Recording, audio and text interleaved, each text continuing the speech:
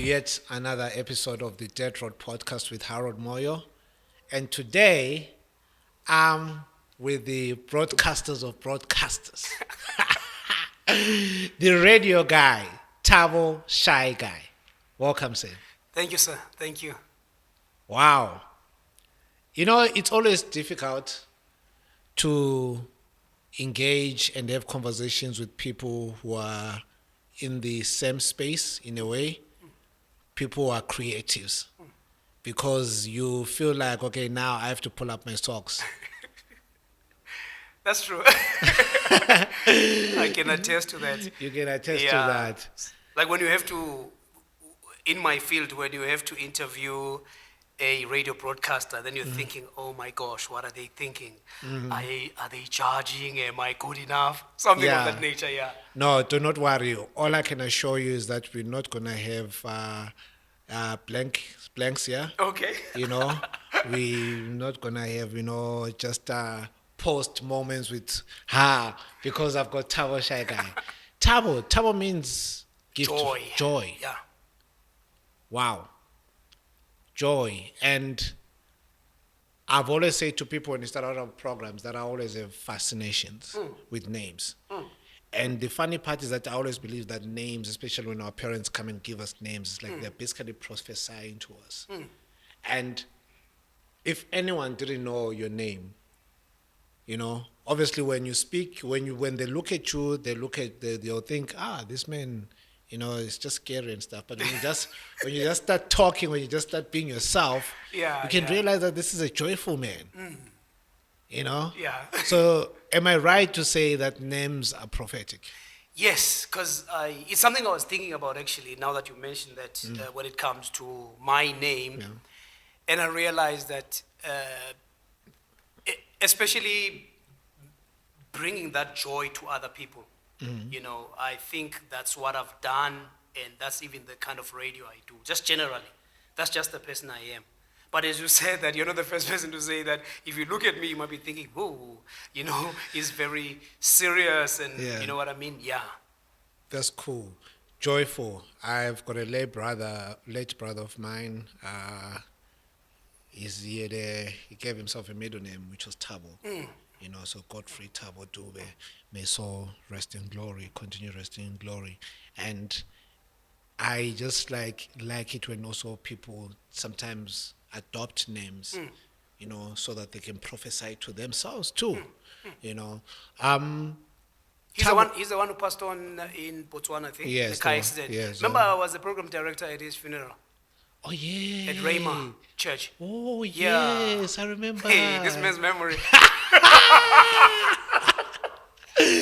Yes. Oh my goodness. I remember. Yes, I remember. Hey, I need to clean up my memory. Right? The memory of a righteous is blessed, my man. Yes, hallelujah. I've got a very crazy memory though. Like some people will find it strange. Yeah. Like I'm selective of the things I want to remember. But pivotal moments, I'm talking as I can go back to maybe when I was 4 years old. I remember things at school I'm talking primary school. We did a specific something. But now it helps me, with memorizing Bible verses. That's good. Yeah. That's good. So, now that we are there, what is the joyful moment you remember when you're 4, 5, 6? What moment is like, this is a beautiful moment which I remember? At 4 or 5 years old. Between 4 and 6 years old. Oh, there. I can't remember a very specific one, but the moments of going to play, for me, almost every day, especially on school holidays, those were amazing. I was thinking about that just also the other day. Those were the amazing moments. Just to go and play soccer. The only problem is that I'll go the whole day, and then when I come back, I get a smack.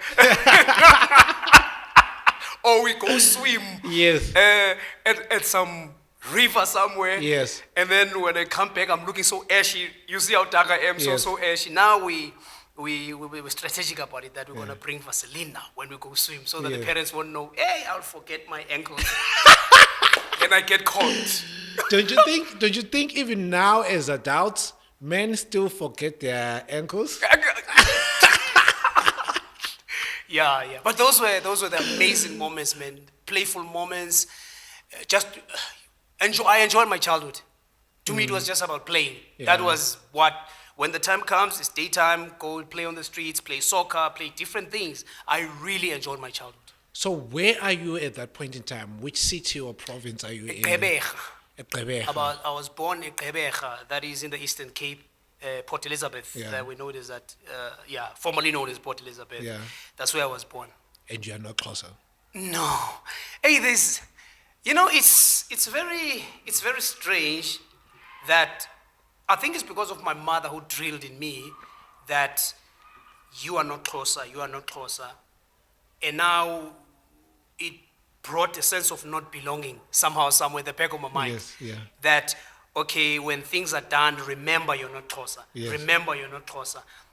When time for my friends came for them to go to initiation school, and I was ready as well. Like, obviously, as a boy, you'd visit the Xhosa. Yeah. Then I was like, okay, this is what I'm gonna do. I mean, it's an expected thing. Mama said, no, you're gonna go to the Sutu Mountains. And I had to go to the Sutu Mountains, I think at age 19. Yeah. Now the issue there, here again, I arrive, my Sutu is not fluent.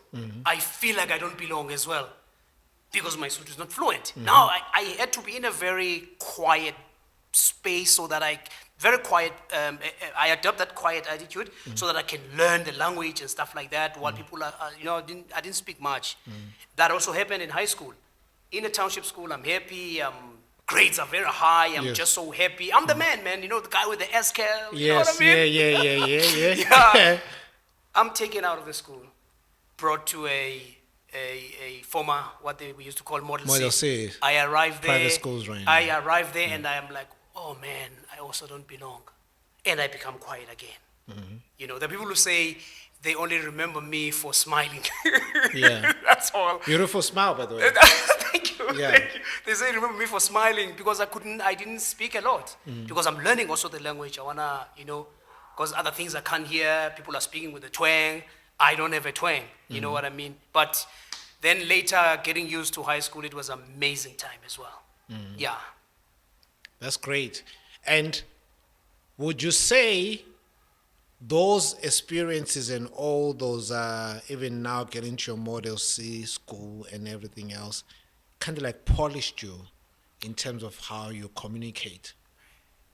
That, I would say yes, but I did a lot of work when it comes to that. Yeah. That I listened to a lot of people in media. I was that guy, man. I would write words that I don't understand, go to the English teacher and ask, what does this word mean? I remember when I got a dictionary, so I'll open the dictionary, I would, and I would practice in front of the mirror, I would practice doing links and whatever. Even I still do that now, but I'm married to someone who's a broadcaster, they understand it. So even my kids in the car, a song comes, then I'll do the link, then they say, oh, daddy, and the radio thing. So it's practice. When you're speaking of writing words you do not know, my daughter is so close to me, right? But she respects and fears me too. Yeah. So some 2 days ago, we were watching a movie together, and some teenage girl was like, I'm so petrified, Yeah. right? And then I asked her, what does petrified mean? And then she's like, I think it means she's scared. Then I'm like, please spell for me petrified. Is it a new word? And then she said it's a new word.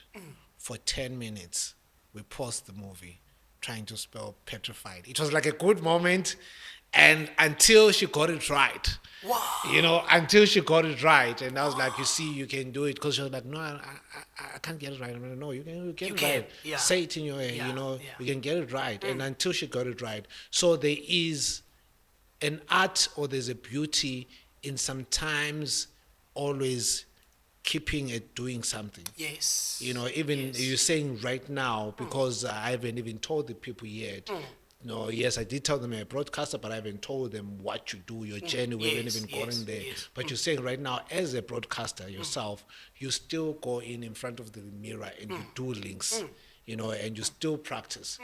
And you still probably still try and go back to your heroes, Yes, and yes. you try and say, this guy used to do like this. He might not have been as famous as this one, but this guy used to like do like this. But Even I'm the saying, new guys. even Even if, the new guys now. I yeah. listen to the new guys and say, okay, there's skill here. Because you want to be uh, kept updated with what's happening. You know, what's the style now? Things are changing. We have cameras now. You know what I mean? Yeah. Yeah. So what made you leave Gqeberha? Besides Joburg being the city of gold, I'm sure there is something which probably kind of like prompted you to say, okay, now I'm gonna leave Gqeberha, I'm coming, but also I heard you speak of your mom. Yeah. Was it just mom alone? No, it was my mother and three sisters. And I have a brother as well. You know, we don't call them half brothers. and Yes, stuff. yes. Yeah, but he lived with the grandparents, Yeah. my brother. But yeah, then it was just me and three sisters. Then my dad passes on at, I think I was 10 or 11. That's 9 years before the ceremony. That, Ye- well, not ceremony, initiation. per Initiation, se. yeah. So he passed on, and so I had to live with my uncle in terms of the weekends and the holidays. So it was just two different worlds. There was a world where I was with girls only, my mother and sisters, and then there was a world where I was with my uncle, then it was boys only. It was like the boys' house. So I had that balance in life of learning how to cook and look after the house and stuff like that, and then learning how to work physically, because we were selling fruit at my uncle's place and making bricks, but I was too young to do that. But there was bricks, there was, removing of shacks. You know, when you remove the shacks where they're going to build RDP. So he had trucks and buckies. So I learned about cars there and driving and all of those things. But it was just a fantastic. And I was really a happy child because my focus was on entertainment, and I just loved radio and TV and music. You know what? Before leaving Gqeberha, Yeah. let's park that. I love the fact that you spoke of your uncle. Because as men, I feel like during that age at 10, there's obviously a void Yes. of a male figure coming in. But you come in and then you see an uncle. In as much as you're coming in and you're seeing an uncle, you're seeing how the nation is progressing. Yeah. You're seeing how people are progressing, whether it's black people in the hood, some people are then actually now coming to semi high suburbs Yeah, or yeah. low suburbs, and then some are actually moving to low suburbs. And there's like progress, and so you're seeing all these things, and this is shaping you. So, what lessons did you learn as a man when you're seeing your businessman, entrepreneur uncle, right? Doing this thing, but also in terms of mindset of shaping, because you're seeing shacks are being destroyed. And there is RDP Yeah. houses which are being built. That means there's some sort of dignity which is being given to the people. What lessons did you learn with your uncle during those times? Learning from him was hard work Yeah, and risk taking. yeah, You know, he had this amazing gift of seeing things that nobody else sees. You know, he would drive to an area and say, "I think I can bring nachos here or apple or whatever." Then it will flourish. And I look at him, I'm like, man, this man does he have like a supernatural gift of knowing these things, and just working hard, risk taking. Yeah, those are things I learned from him that I observed. And also was very strict with us, even though we were boys. After 6, we're not allowed to be outside of the yard. After 6, must be in the house every day. Because he told us, you have everything, whatever you need. Buy it early and then be in the house. But obviously we're boys. It's the weekend. We'll jump the fence jump on my fence. and then come back in the early hours of the morning. Boys will be boys, right? Yeah. That's amazing. And you are a broadcaster now, but I still want to take you back to Gqeberha, Okay. right? You're a broadcaster now. You basically have the most listened to slot on Christian radio or any radio per se, because it's either drive time or breakfast. But most of the time, drive time usually clock more numbers than breakfast. But it's usually drive time or breakfast, Yes, yes. depending on who's Yes. depending on who's doing it. But before you even come there to being the most listened to uh, Christian radio host in the country. Ah, we have the most listened to Christian radio host in the country. Right here. I'm gonna be in trouble for that, but yeah. No, numbers don't lie. Yeah. Numbers don't lie.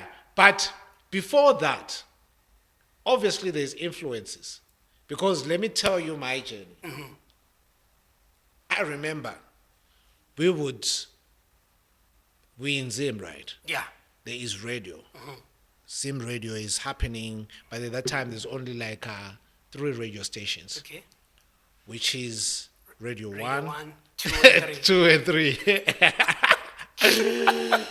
Radio 1 is basically mostly like adulty, like stuff. Radio 2 is now your local languages, where there's also, during the day, there's like stories and stuff. Radio 3 is now where, they'll play early 90s from your baby face, mid 90s, Jay-Z, Lauryn funky Hill, stations. funky Yeah. stations and stuff. That was Radio 3. But in as much as there was only those 3 radio stations, we could also tune in to something called either shortwave or M-wave, Yeah. right? And you would then be able to catch in a metro, Yeah. right? I'm gonna tell you one of my happy moments when I'll do that, and then what I'll listen to. While I'm in Zim, but I'm still listening to stuff which is happening there. Please tell me your happy moments which shaped you, moments which were like, I'm gonna run in. Gqeberha, I'm gonna run in and listen to this thing. Or record. All of those. Yeah. Okay. The way we grew up, there wasn't much like internet now and all those Yes, things. yes. So it would be either radio, TV. Yes. Then we have magazines. Yes. So we didn't have internet at the time. So radio was just a normal thing. So we had the local radio station, Yeah. Umhlobo Wenene. And I would listen, but it's not something I really cared about. Yeah. But it was something that was there, Yeah. like Umhlobo Wenene. Like, oh, okay, that's nice, whatever, And then the moment I remember, then there was an introduction of TV. I forgot the year we bought. I was at home, but I remember it was Soccer World Cup. I remember when we bought the first TV at home, 1994 actually. Yes. Yeah, the World Cup USA. Yes. Yeah. So then there was electricity at home before that. Then they brought TV. So I started watching a lot of TV, New York Undercover, and I'm just liking all things American, man. And there's a guy who did a beer advert, and his name in the advert was Frankie. Yeah. So they say, well done, Frankie. Then my sisters are talking about this guy, like, ooh, yeah, he is so cute. And I'm like, who is this man? Yes. That man happens to be Bob Mabena. Yeah. Then they say, and then I get to watch him on Fridays, because my sisters are talking about this Bob. Then I get to watch him on Studio Mix. Yes. There was another show before Studio Mix. I forgot what it was called. Then I get to watch him, and I'm like, okay.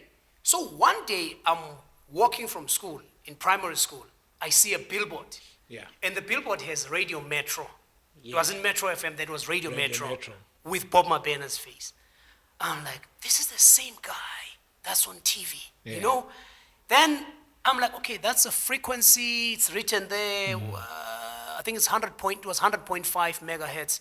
I'm like, okay, I don't know how that works, but I figured it out. Remember, we had the radio that had Yes, knob. you have to tune the knob. Exactly. Yeah. Man, I tuned in and I listened. I'm like, But this guy sounded white to me because I couldn't even understand what they were saying. Yeah. And the music is so like okay. Different. Yeah, I'm It's like, not Mhlobo yeah, wenene. it's not. Yeah, so I'm like, okay, so do I continue listening to this? And I listened, like, ah, man, I don't care. Then I left it. Now that period when it came, I had to live with my uncle. My cousin, who was older than me, liked only Metro FM. And he liked all things cool. He listened to radio, knew. You could swear if we would trade places, he could have been a radio broadcaster, but he was not interested. He just loved radio and music. Then in that moment, that's when now, to me, it was the studio mixes and all these things. Then radio throughout. Metro became so amazing. Then I got to be interested in music, and they opened a local radio station. It was called Ubuntu FM. But I was still in primary, high school. Then I Yeah. wanted to join them, but I wasn't working for them. I was shadowing this guy. There's a guy who does afternoon drive time show now on Mhlobo Looks. So I shadowed him, and then, okay, can I rewind to something? Yes, rewind it. Okay. We are having a party at home. How I met Lux. We're having a party at home. It's December. So it's the first time I'm on a DJ now. I've Yes. got my cassettes because I got all the music. Yeah. I'm on a DJ for the first time. Yeah. Now, on that day, my sisters and other people, because it was just our cousins and stuff, they go to, get beverages and stuff like that. Yes. So here I am, I'm playing. They come back with these two guys. I don't know them. They say, Thabo, this is Lux from Ubuntu FM, and other one I think was VOA. I'm like, oh, okay. My brother wants to be in radio. They say, now the party had to stop. Yeah. Now I have to do a link for these guys. Yes. I did that. Then they say, okay, please join me this particular, this coming Sunday in 2 weeks' time. Then that's how I got to shadow him on Ubuntu FM. Then when he joined him, when I would go now and then when he was doing the early hours of the morning. That's my story. Then, unless you want me to get to the first radio gig. Wow. No. What I'm enjoying there, what's interesting is that your audition was basically on the spot, Yes. in front of everyone. Yes. You couldn't say, hey, let me pack up, let me go and do it at home. It was right there and there, in front of everyone. We're like, let it happen now. And which is a beautiful thing. So you said that was just pre-teens or just early teens before teens, yeah. before you get into high school. Yeah. Now, did you get into your first radio gig in Gqeberha? I know you're shadowing it, but the first one where how do you come to Joburg?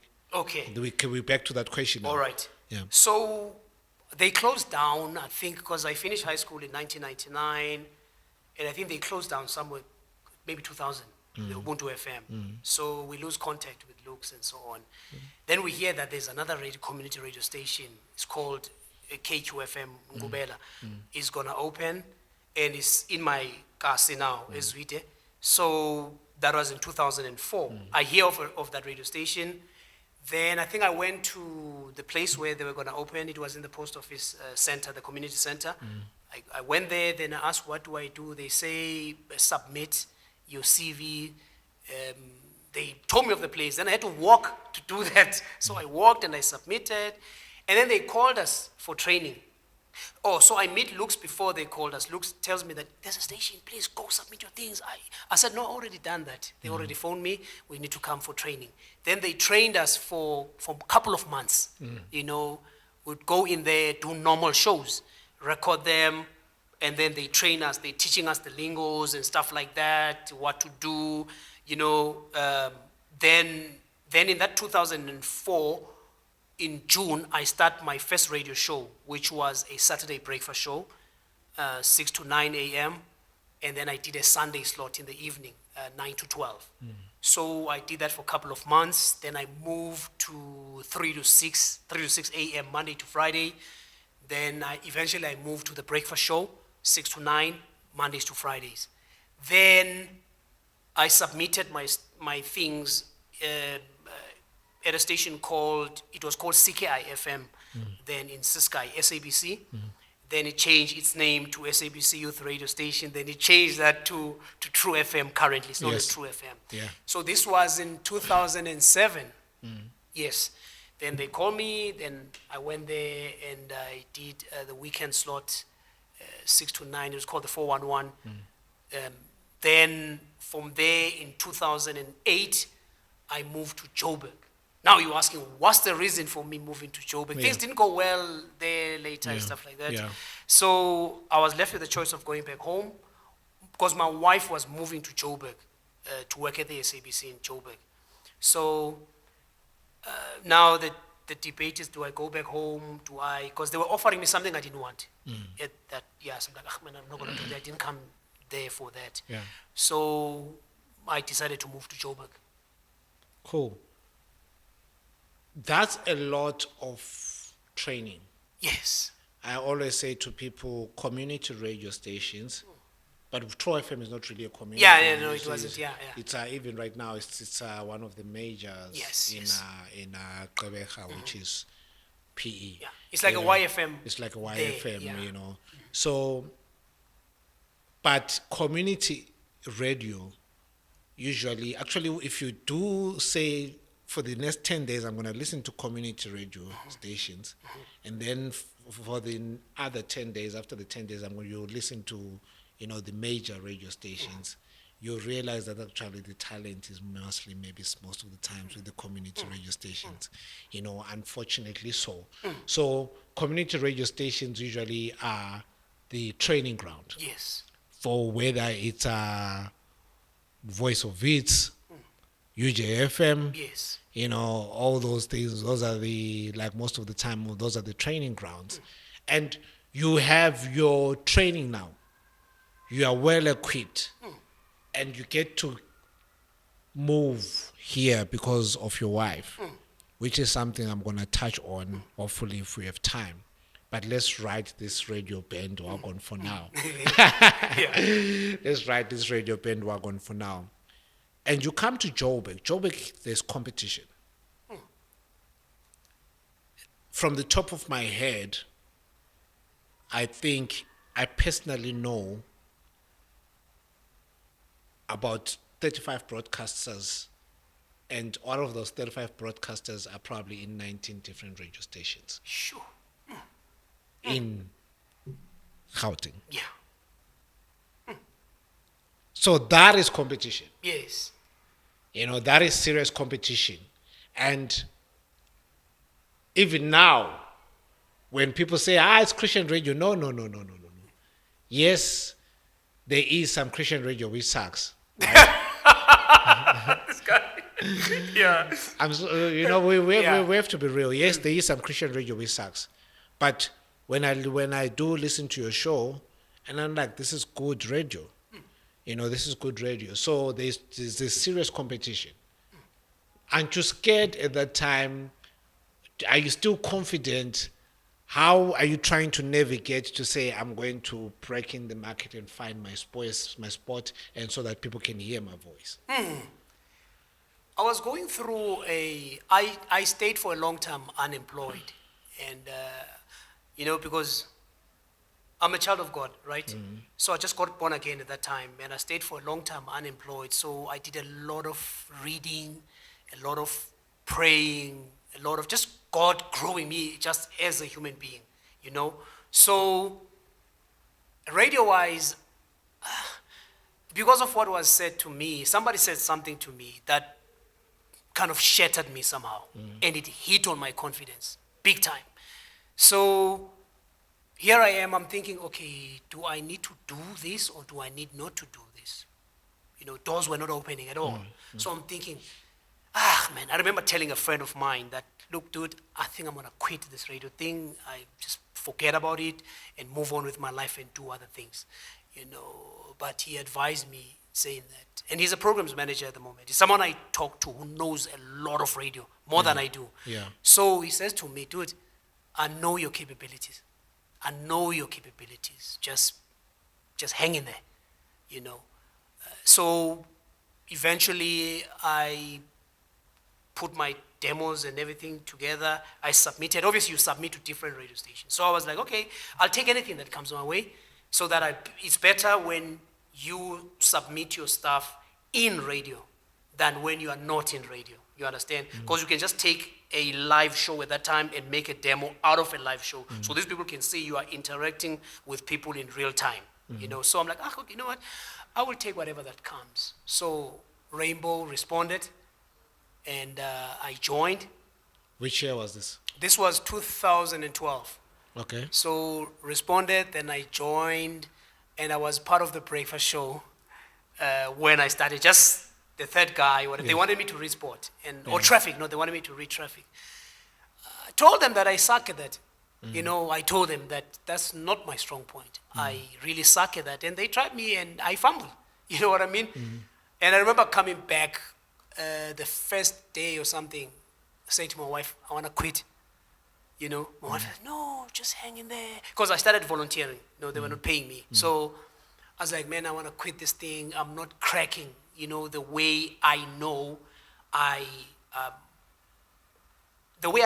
could perform. And with me, it's about controlling the desk and controlling the show's direction. That was where my issue was. I know that's my strong point. Yes. So I remember the station manager was there at the time. He called me in the office, says, "You've got something in you, I know it, but you are not, you're not taking it out, and I know you have it." Then I told him that, look, if I can control and run the show, you will see it. Then they moved me, they gave me a slot 11 to 1 p.m. It was called Conversation Cafe. I know we did magic there. We did magic. Even the CEO came and said, "Hey, this show has never been like this." Yeah. You know? Yeah. And it's just daytime and it's busy. Not day, it's like in mid-morning, 11 to 1. It was busy, man. Busy. Volume of calls, because we tackled stuff there. Then I was moved to, because the station manager I'm telling about had to leave for Gqeberha to manage a station there. So they were looking for people who will take over the afternoon drive. So they say, "Okay, you do it." Hey, it was not easy. It was not easy. It was not easy. Somebody told me of a conversation that was heard in the boardroom about me, that well, listeners were complaining. You know, listeners were complaining, and because I come and I introduce stuff, you know, features and whatever. So they were complaining. And at the back of my mind, I know I can crack this. The challenge is that this is Christian radio, and I didn't see myself as really fitting in that format, you know, because I sound very differently, as you said. Yes. But I knew I could crack it, but it's a matter of give me time. But now there's a panic on the other side. You know what I mean? But I did it, and in that boardroom, the station, the management are talking, and the CEO says, "Do you think Thabo can crack this?"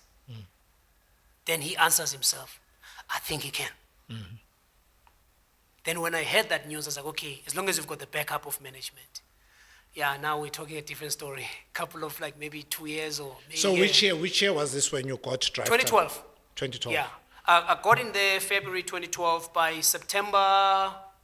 August, September, that's when I got the drive. Okay, cool. So before we come to the drive, you spoke of something that there's something negative which someone say to you. Yeah. Right? A lot of things, negative things are said to people. Right? I remember we've known each other for a while. Yes. But I think we became a bit closer in the past 3 years or so, because you were one of the guys who were like, "Dude, I'm just going to come and see you," when I was going through my stuff, and you actually drove, you know, and you came to the house and stuff. Actually, the funny part is that I was looking at the pictures with me and the girls and you and everything else. So during that time, there was a lot of things which also is said, you know, like negative things and stuff.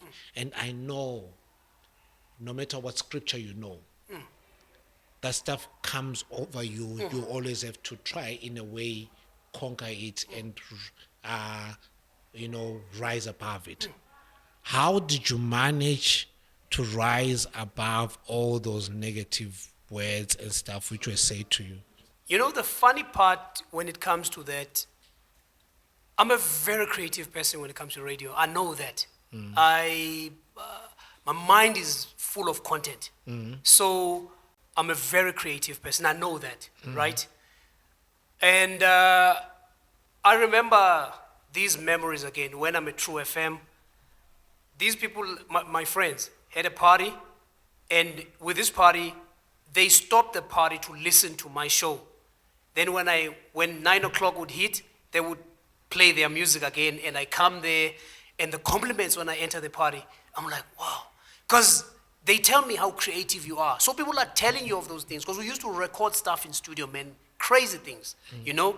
So now when this former station manager calls me, and that thing I told you about, that the words they were used was, "You are trying too hard." And that shattered me. Remember, this is a childhood dream that you heard for the longest of time, you know. So you also joined Christian radio at this time, and even there you could see that, man, I'm not received well here, you know, because I remember a former programs manager told me that you are the kind of presenter, if I give you this box, like a box, you know, you would take it and you would make magic out of it, right? But this was something very positive what she said, but these negative words now are playing at the time, and especially when I was unemployed. Now I had to speak with this guy I'm telling you about. My wife says, "Dude, you are an amazing broadcaster." But it's difficult to believe that at the time. It's difficult to believe it at that time. Even though I know I can do this thing and I do it well, you know, but those words were there until one day I prayed and I asked God, "God, may you help me forgive this person. May you help me forgive this person." Even something happened to her, which was unfortunate, you know what I mean? But I said, "God, I'm not celebrating that. I'm just praying for that person." And that's what I did. So that's how I came out of that. Yes, even now there are things that you question about yourself, but the reality is that I'm that kind of person that I will play back the things I do and I'm like, that was good, you know. Even if, but now at the stage I am in now, I'm not big on affirmations and somebody clapping hands for me, you know what I mean? So to me, I take it, yeah, oh, thank you, because criticism is going to come. Even when criticism come, I don't take that to heart. I know when I know and I've done something, you know. So going back to your question, I had to be like David, encourage myself in the Lord. That's a real good encouragement. And also, sometimes when we pray for these people, we're not obviously praying that stuff before them, but we're just praying that God release me from these people, you know, release me from the thoughts which these people said, you know. And maybe at that time, someone, the way they would have said it in a way to try and build, and then they come up and they destroy. I've also had to learn that there is times where sometimes I have to separate words from a person. I don't know if that makes sense. Yeah, it does. Words from a person, because maybe this, in a different scenario, in a different circumstance, that person might have not dished out those words the same, you know, as mean as some people are. But at times I've also always said, always extend grace, always forgive people. You do your first radio, drive time radio show, right? When you get home, you're a married man. When you get home, what was the conversation between you and your wife? Because in as much as there's like hundreds of thousands of people listening, right? You want to get home and applaud. You want to get home and hear what your wife thinks. You know, I don't know if you've got your child at that time is probably what, 5 or 6, you know, 5 or 6 or whatever. What was that conversation? Obviously, it's how was the show. That's like the obvious things. And remember, I'm married to someone who's in radio, someone who understands it. Yeah. Because we met at True FM. So when she listened to me, you know, someone has really interest in you when they would send you that We used SMS back in the days. Did you just say that on the radio? Yeah. You know, did you just say that on the radio? You know what I mean? And then she will listen to the links.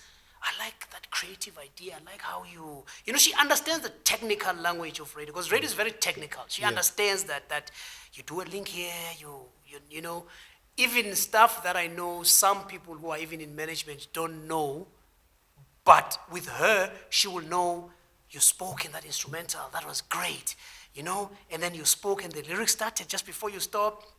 A general person won't pick that up. So with her, it was critiquing me like, you know, positive, and you could improve on this, you know. So that's what we did Yeah. on that first day.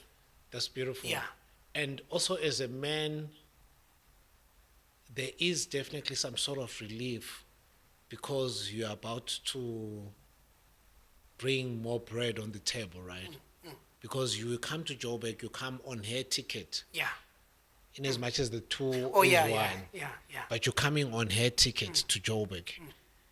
And you are busy sitting, reading, researching, learning, equipping yourself. But still, there is that drawback, or there's that pain as a man to say, I need to bring bread with my gift. You could have easily gone to a Checkers and found a job, or an Ackermans, I went actually. you know? I went looking for a job. And it's one of those things that you have to as a man. And there was a relief, right? Very, very much so. Very much so. You know, we had a conversation with my wife that I cannot forget. And my wife is not a person who cries. You know, she's much more of a one who cries more than she does. But I asked her a question, and I said, look, I have a question I want to ask, and you tell me, not in emotion. You tell me. I don't need an emotional answer. You tell me. Whatever you tell me, I will take. But I need an honest, a very honest answer. Then I ask her, do you think I am a useless man? Sure. I asked that question. Do you think I'm a useless man? And she gave me an answer, and she cried after that. She said, I've walked this journey with you in marriage, and then I remember we went to town, you were submitting your things. And this is the part where she cried. I remember how you were willing to work at a ShopRite. Because there's a guy I met, and I was like, you know what? I'll do anything now. She said, I remember how you were ready to work at a ShopRite. And she cried saying that. How serious you were, you know, in taking care of this family. Because there were suicidal thoughts. There were useless man thoughts. I'm treated well. At home, I was treated well, you know. The salary is ours, you know, things, but you are a man. You feel something, you know, you want to bring something. You know, so as you say that, there was relief. There was relief, yeah. So that whole lie which goes around that closer women can treat men well. No, it's man. It's a lie. No. It's a lie. No. My wife is a different breed, man. No. It's a lie. No. And you are willing to go to ShopRite to go work. You also have to overcome those suicidal thoughts. Does faith play a major role in you overcoming those? Major, because in that reading, in that praying, in that, I got to walk with God, man. You know, say, God, that Matthew 6:33, seek ye first the kingdom of God everything and else. his righteousness, and all these things shall be added unto you. I said, God, I'm giving myself to you. I'm just giving myself to you. I don't know what to do. I don't know why things were the way they were. I didn't understand. But faith played a major role. I think it was just a matter of separation. Just God separating me to himself and say, I'm going to just grow you, and then let you out. That's beautiful. That's beautiful. You are on your first radio show, drive time show, right? And then you've gone home and your wife has complimented you and liked what you did there. Second day, it's definitely, I'm gonna try and bring out the Thabo ShyGuy, right? Because that's your radio name, Shy Guy. I'm gonna bring out the Thabo ShyGuy. But as you're going to work or as you're there's definitely 5 people, you are trying to bring in or emulate or who've also like kind of like have influenced you in a way. There's definitely those people, and you're like, if I'm to kill this second one, because the first one is that is done. If I'm to kill this second one, like this person, and then I know I'm gonna be propelled to the third one, fourth one, fifth one. Right now, you're on your first year of the second decade. Jeez, okay, yeah. Yeah, sounds too long. Yeah, you're on your first year of the second decade, same sport. The tender is yours. Yeah. The tender is yours. Who are those 5 people you're like, okay, these are my influences. If I'm to do this nicely, I want to do it like this. Who are these 5 people? I think people, I've heard people criticizing this thing and they hate it. You need to be yourself. But in radio, you don't start like that. You will eventually find who you are. Somebody said that even ideas, nothing is new under the sun. It's just an idea prepackaged into, or package and repackage, whatever, into something else. So, 5, jeez. Fat Joe, man, has to be at the top of the list for me. That's YFM.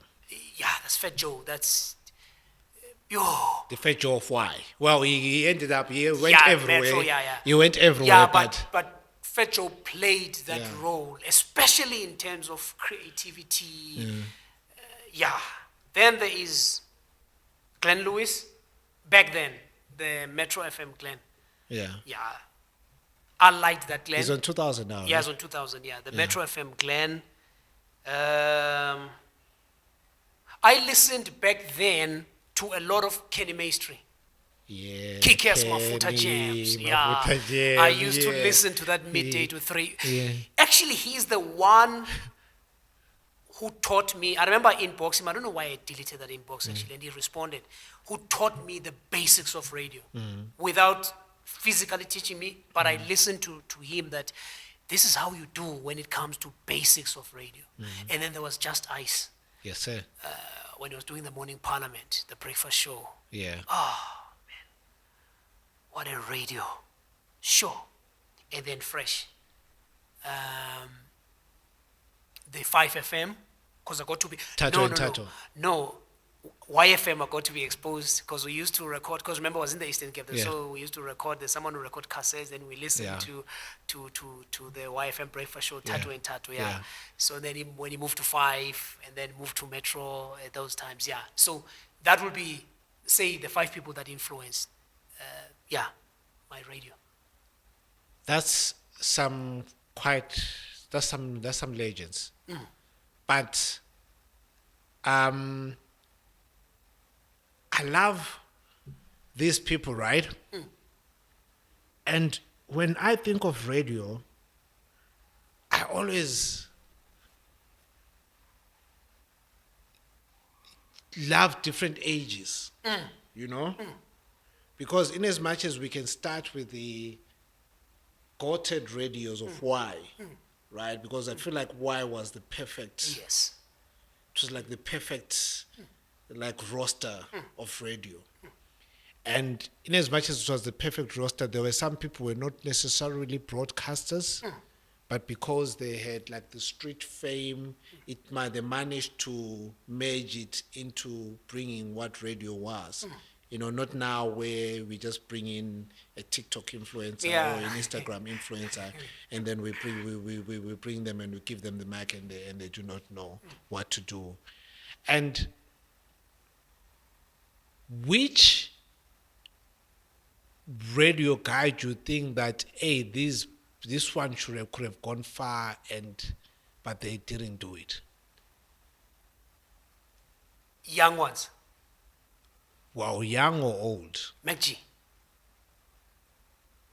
Yeah. Yeah, MacG. I think he could have gone far. I still think that there is space for him in radio. He might not want to do it, but I think there is space. Why am I saying that? I'm not a very, again, I'm going back to not a very traditional radio links and whatever. I like people who think out of the box, man. Something that, This is why Fecho is your guy. This is yeah, why Fecho is your something number one. is like, how did you think of that? I used to get that a lot from this guy I tell you about, the one I call all the Yes, time. yes, We yes. talk radio Yeah. all the time. He used to tell me, he says he would sit at home listening because he was doing Saturday breakfast, I was doing Monday to Friday. He would sit and think, how did this guy think of that? And that's me. So even now, I still have dreams that I haven't shared where I would like to broadcast a radio show. I haven't probably told my wife, yeah, where I would like to broadcast a radio show. And so I have those ideas. Yeah. And with him, in as much as it's ending up as a beautiful story, but you can see that the journey to here, sometimes it's one of those where it's like, hey, if there was a bit of discipline, we could have been talking something else. And if you speak people his age or maybe just younger, you would have to put in even a Sebi there. Oh no, Sebi's killing it, man. Sebi Yeah, is now, no, he's killing it. Sebi is like, He's at the peak now. and I feel after Fresh left that breakfast show, shout out to More Flavor, but Sebi is I know like, he's- just in yeah. terms of textbook radio, Yeah. that guy knows. And there is a gentleman called Shane Gwenya. Yes. I know Shane. He obviously did community, and then he then went to Kaya, right? Shane, there's those people who just radio voices. Yes, oh yeah, no. Yeah. There's those people who just radio voices. Shane comes up and he says, I want to be on radio, right? And for me, the only reason why I took part of my years to go study broadcasting and radio was because I just wanted to be on the business side. Okay. Right. I just wanted to be on the business side. So obviously, because I've got material, I come up and I give Shane, and I'm like, this is just to aid you, like what you're doing, reading. But the thing is, my guy, you're gonna kill all these people. Right? It was amazing that he went to Kaya, but I feel like maybe that's actually the one that's the reason why maybe his career was kind of like cut short in a way. He could have gone to a different stations, right? Which brings me here. Agree with me that there's definitely some people who are not supposed to be in this space or in stations where they are. Yeah. There are some people who are supposed to be on talk radio, right? But they are on these whether metro or whatsoever. And there are some people who are not even supposed to be at Kaya, they're supposed to be at a talk radio. Am I right? Yes. Yeah, there are people you listen to, and then, yeah. There are people I listen to, like, okay, you do better, in talk. Doesn't mean they are bad, but You just do better. Yeah. And then there is some people who actually would do better, who actually just will kill it all. For example, a Sizwe Lomu. I remember Sizwe, when he was at Y, and you have a queue of rappers just trying to come and drop their 16 bars, right? And then he went to talk radio, and then he went and did Kaya Drive. Is it still a Kaya Drive now? yeah, he's in the morning at the moment. Oh wow, it's standing in for Yeah, yeah. So there is some people who are versatile like that, and with versatility, would you do talk radio, or you'll be bored? I think I would be bored. Yeah, I think so. I think I'll be bored. Yeah. Yeah. I enjoy music, man. I enjoy music. The music side of radio, Yeah. and then the content side of radio. So I enjoy the music. I enjoy creating things outside of studio, and it's not currently done at the moment. But I like creating stuff that is outside of the studio. Then we record stuff, we put it there, and then Those links. we have fun. Yeah. Yeah, we have fun. So as we see with back in the day radio, what they would do is that obviously those links, even with your Tato and Tato, even right now with your major, it's so funny because I think it's now they've been running it for almost a decade now. This the one which happens at mid morning. I think Lerato is now part of it. Yes. Yeah,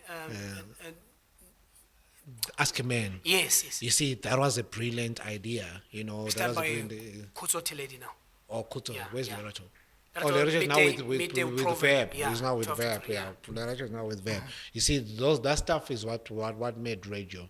But before I ask you your top 5, right? We might have a chat again maybe in the coming year because there's a lot of to talk about because you're a dad, you're as a husband, there's a lot to talk about there, you know. Before I let you go, I want to ask you, yes, you mentioned the people who influenced you. Are those people your top 5? Yeah, that's my.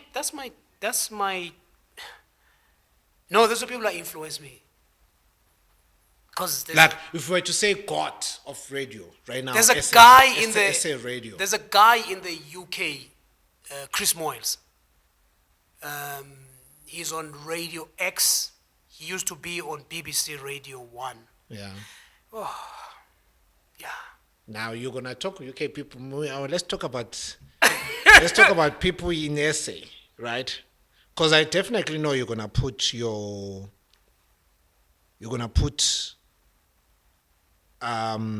thingies at number 1, Fetcho. Yeah. Yeah. Top 5. In the order. You can help us at leap because I wouldn't want to put you in you know. I enjoy Anele. Yeah. I think she's amazing. Yeah, man, she's amazing. You know, the links are planned. Storytelling is well executed. She got wits too. Yeah. Yeah. She's just a witty radio broadcaster. I enjoy Sebi with what he's doing in that morning show. I haven't listened to a breakfast show that is so fast paced in a long time. Aseb is a god. Yeah, it's fast paced. It's you know. Yeah. We keep it moving kind of breakfast show. Yeah. You know, not calls crazy or WhatsApp crazy. Take a few. We're moving. Yeah. I enjoy that kind of radio. I will still put Fresh because he's not currently on any radio station at the moment. But I think I looked forward to how this show is going to be structured. You know, Fresh taught me structure. That you have to have structure in radio. That at least people have an idea. This is what you're going to do at this particular time. You want South Africans because number 2 was going to be somewhere there, Chris Moyles or number 1 and then Fetcho. South Africans. South African.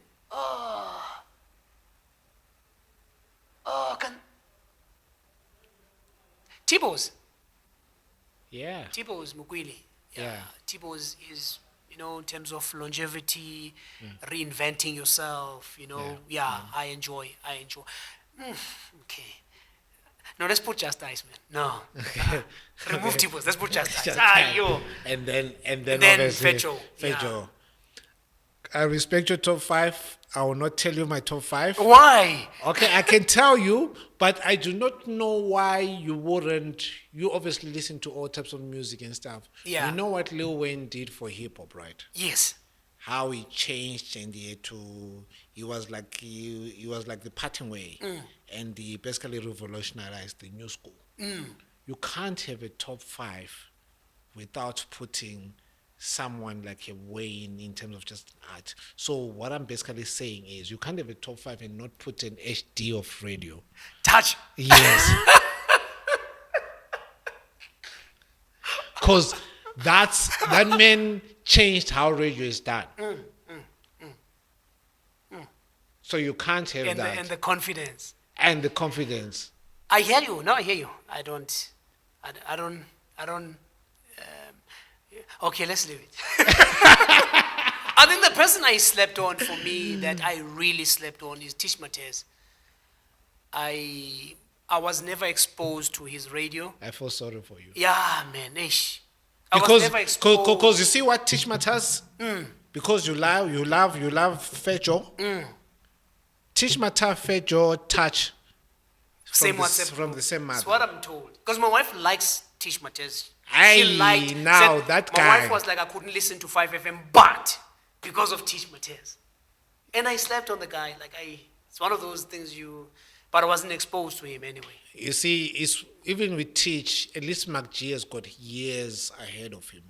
Those are the people in radio where you think that, you know what, they should have come back and just like stunt on everyone. Yeah. You know. But anyways, Thabo, thank you very much. Thank you, and my you may catch Thabo on Rainbow FM. What's the frequency? 90.7. 90.7. Mondays to Fridays. Mondays from to Friday. 4 p.m. to 7 p.m. From 4 p.m. to 7 Then p.m. on Saturdays, I do the top 20, the Rainbow FM top 20 Yeah. between 1 p.m. and 3 p.m. And I can say this is the only broadcaster in South Africa who's kept the same spot for the past 11 years. Sure. That is crazy.